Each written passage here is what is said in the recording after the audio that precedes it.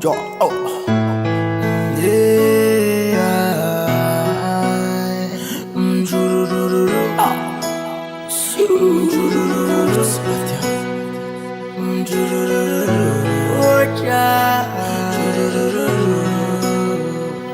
Aza kaza kora lara narakazy nambolaka maminy fiainana mandaly etiany.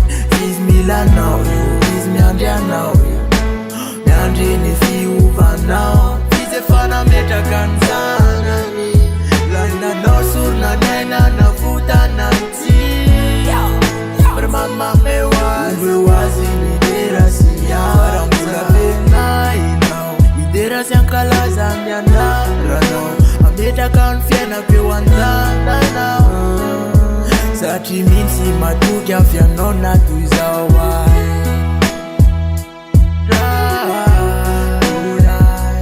Milanao mamela.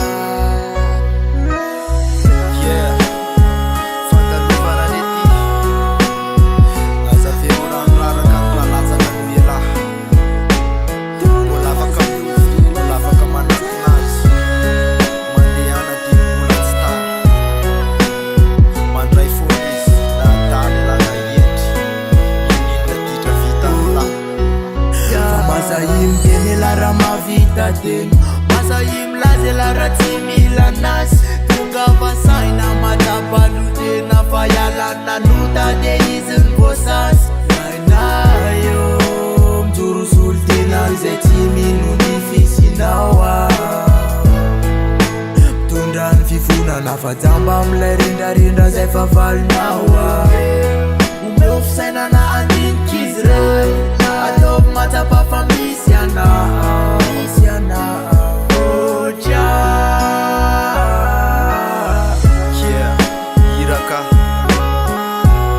Iraka mpafantatra ny lafa misy tokoa izy.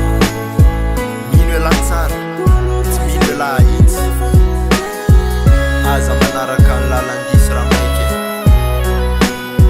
manatona ny aveko, manatona ny draha.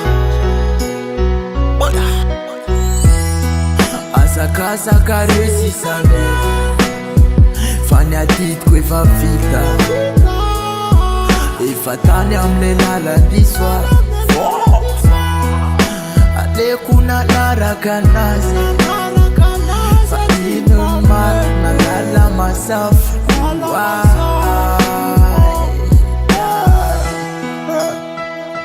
Ura